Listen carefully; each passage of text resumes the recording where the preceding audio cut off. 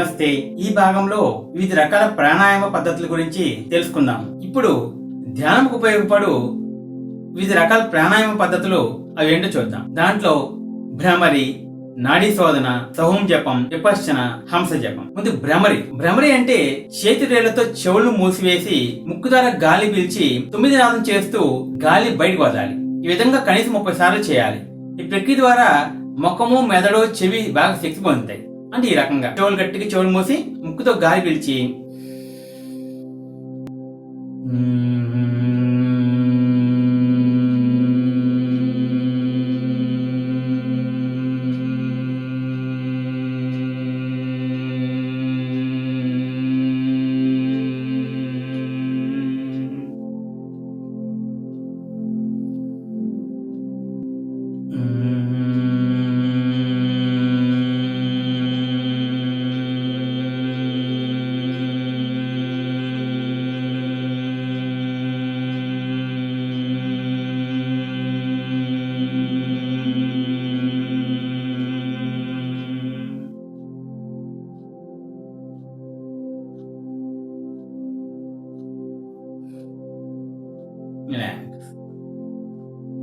ఈ రకంగా చేయాలి. ఇప్పుడు నాడీ శోధన అంటే ఏంటి చూద్దాం. నిటారుగా కూర్చొని ఈ విధంగా చేతులు కుడి ముక్కు రంధ్రంను బొటన వేలుతో మూసి ఎడమ ముక్కు ద్వారా గాలి పీల్చి ఉంగరపు వేలుతో ఎడమ ముక్కును మూసి కుడి ముక్కు ద్వారా గాలి బయటకు వదలాలి.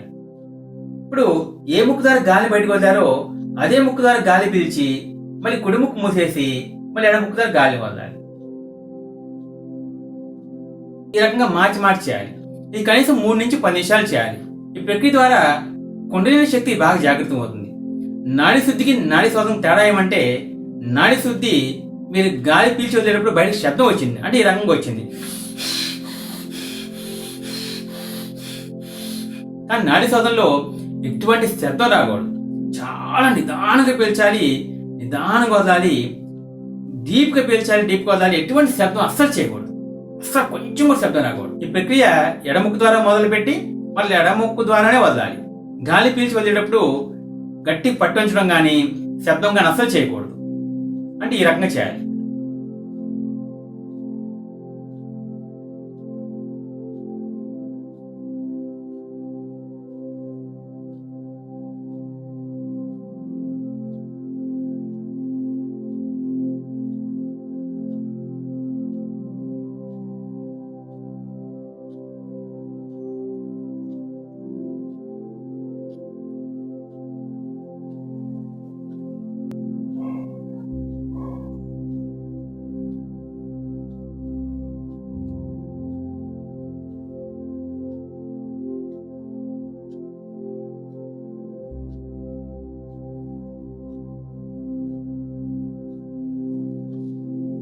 ఎడముక్కుతో పీల్చి ఎడముక్కు ద్వారానే వదలాలి. సహోం జపం. గాలి నిదానంగా ముక్కు ద్వారా పొట్టదాకా గాలి పీల్చి నిదానంగా పొట్ట లోపలికి లాగుతూ ముక్కు ద్వారా చాలా నిదానంగా వదలాలి. ఇది చేసినప్పుడు బయటకు ఒక అడుగు ముందు ఉన్న వారికి కూడా మీ యొక్క శ్వాస నిశ్వాసాల యొక్క శబ్దం వినిపించాలి. ఆ విధంగా శబ్దం చేస్తూ చేయాలి. చేతులు ఈ విధంగా పెట్టుకోవాలి. ఈ విధంగా మణికట్టుని ఈ మోకాల దగ్గర ఇట్లా స్టిఫ్ గా పెట్టుకొని ఈ విధంగా కనీసం 5 నుండి 10 నిమిషాల దాకా చేయాలి. ఇది శారీరక శ్రమ చేయటకు బాగా అనుకూలిస్తుంది. ఈ రకంగా చేయండి.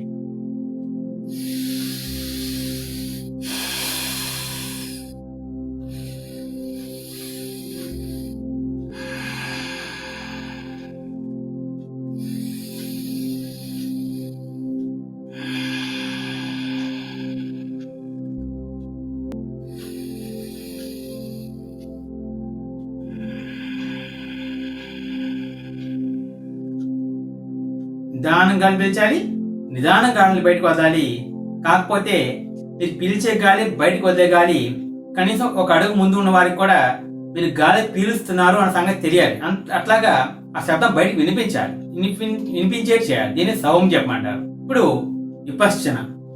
ఇది సేమ్ సహోం జపం లాగానే డీప్ ఇన్హేల్, డీప్ ఎక్స్హేల్ చేయాలి, స్లో ఇన్హేల్, స్లో ఎక్స్హేల్ చేయాలి. కాకపోతే అస్సలు శబ్దం రాకూడదు. సహోం జపం ఏం చేశారు, మీరు పీల్చే గాలి బయటకు వచ్చే గాలి యొక్క శబ్దం బయటకు వినిపించింది. కానీ విపశ్చనలో ఎటువంటి శబ్దం రాకూడదు. కేవలం మీ మనసుకు మీ మైండ్కి వినపడాలి, కానీ బయటకు శబ్దం చేయకుండా చాలా స్మూత్ గా గాలి పీల్చాలి, స్మూత్ గా గాలి వదలాలి. కాకపోతే చేతులు మాత్రం ఇట్లా అరచేతి మీద ఈ ఎడమ అరచేతిని కుడి అరచేతిని ఇట్లా పెట్టుకొని ఈ విధంగా పెట్టుకొని చేయాలి.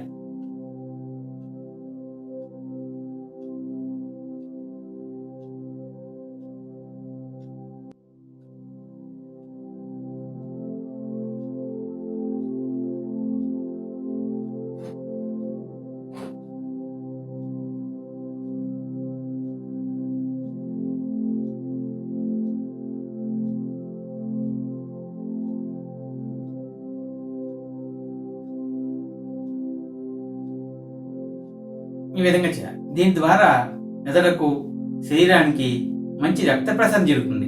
శరీరం అంతా ప్రాణవాయువుతో నిండుతుంది. శారీరక విశ్రాంతి లభిస్తుంది. హంస జపం. ఇప్పుడు హంస జపం గురించి చూద్దాం. హంస ఏ విధంగా పాలు నీళ్లు వేరు చేస్తుందో అదే విధంగా మన చెడు ఆలోచనలు వేరు చేసి మంచి ఆలోచనలు ఉంచుతుంది. మన రక్తశుద్ధికి బాగా ఉపయోగపడుతుంది. దైవికంగా చూస్తే బ్రహ్మ కూడా హంసను సాధన చేసి జ్ఞాన సరస్వతిని పొందాడని అంటారు. ఏ విధంగానైతే ఆ జ్ఞానమాత శ్రీ సరస్వతీదేవి హంసను వాహనంగా చేసుకొని తిష్ట వేసిందో అదే విధంగా హంస సాధన చేసే సాధకునికి జ్ఞానం సిద్ధిస్తుంది. హంస పక్షుల్లో ఎంతో అందంగా ఉన్నప్పటికీ ఏమాత్రం గర్వపడక ఆ జ్ఞానమాత్రం ముందర తన తల వంచే ఉంటుంది. అందుకే ఆ దేవతను తన యజమానిగా వశపరుచుకున్నది. మనం కూడా వెన్నుంటారుగా వంచి తల ముందుకు వంచి కూర్చోవాలి. ఈ విధంగా కూర్చొని మనలో లోపలికి వెళ్లి బయటకు వచ్చే శ్వాసను మన ప్రయత్నం ఏమాత్రం లేకుండా జరిగే లోపలికి పోతున్నప్పుడు హమ్మని శబ్దం చేస్తూ వెళ్తున్నట్లుగా, బయటకు వచ్చేటప్పుడు సాని శబ్దం చేస్తూ వస్తున్నట్లుగా మన మనసుతో ఊహించుకుంటూ మన ఉచ్ఛ్వాస నిశ్వాసాలను గమనిస్తూ ఉండాలి. చేతులను ఈ విధంగా పెట్టుకొని నేను చూపిస్తాను. ఇప్పుడు ఆ విధంగా పెట్టుకొని కనీసం 5 నుండి 10 నిమిషాల దాకా చేయాలి. హంస జపం వల్ల మన మెదడుకు మంచి రక్త ప్రసరణ జరిగి మన మెదడు ఎంతో శక్తివంతమై విశ్రాంతి చెందుతుంది. ఏకాగ్రత పెంచి గ్రహించే శక్తిని పెంచుతుంది. మెదడును బాగా పొదులుపరుస్తుంది. జ్ఞానసిద్ధి కలిగిస్తుంది. హంస జపం ఏ రకంగా చేయాలంటే ఈ రకంగా 2 బ్లాక్ చేసుకొని చక్కగా ఇట్లా ఈ విధంగా పెట్టుకొని ఈ 2 మోచేతుల్ని హంస రెక్కలాగా ఇట్లా బయటికి స్టిఫ్ గా పెట్టుకొని షోల్డర్ స్టిఫ్ గా పెట్టి తల మాత్రం హంస ఏ రకంగా వంచుతుందో ఆ రకంగా తల ముందుకు వంచాలి. ముందుకు వంచి మీరు అస్సలు ఎట్టి పరిస్థితుల్లో బలంగా గాలి పీల్చొద్దు, బలంగా గాలి వదలొద్దు. కేవలం సహజంగా జరిగేటువంటి ఉచ్ఛ్వాస నిశ్వాసాలను గమనిస్తూ ఉండండి అంతే. అంటే లోపలికి వెళ్లే గాలి హమ్మనే శబ్దం చేస్తూ వెళ్తున్నట్లుగా, బయటకు వచ్చే గాలి సానే శబ్దం చేస్తూ వస్తున్నట్లుగా, మగవారైతే కుడి చెవి ద్వారా, ఆడవారైతే ఎడమ చెవి ద్వారా ఆ గాలి లోపలికి వెళ్లి బయటకు వచ్చి ఉచ్ఛ్వాస నిశ్వాసాలకు శబ్దాన్ని వినటానికి ట్రై చేయండి.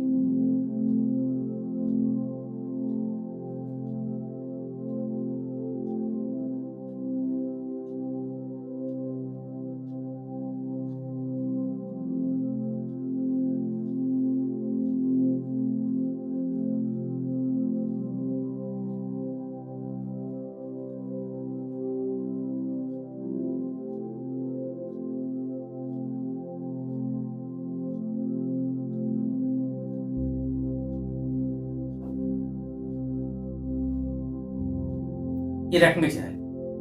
ఓకే, ఇప్పుడు మీకు అన్ని రకాల ప్రాణాయామాల గురించి మీకు క్షుణ్ణంగా తెలిసింది అనుకుంటా. ఎటువంటి సందేహం ఉన్నా కానీ నా వాట్సాప్ నెంబర్కి మెసేజ్ చేసినా కానీ, నా ఫోన్కి డైరెక్ట్గా ఫోన్ చేసినా కూడా మీకు ఆన్సర్ చేస్తాను. మీ సందేహాలు నాకు సాధ్యమైనంత వరకు మీకు ఎలా సాధన చేయాలో మీకు సహాయం చేస్తాను, చక్కగా చెప్తాను మీకు.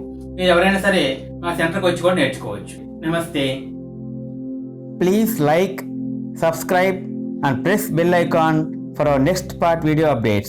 If possible, share our videos by different social media like WhatsApp, Facebook, Instagram, Twitter, and support our cause to reach 1 crore people and make our project Good Handwriting for All great success. Thank you friends. Meet you in next video. All the best.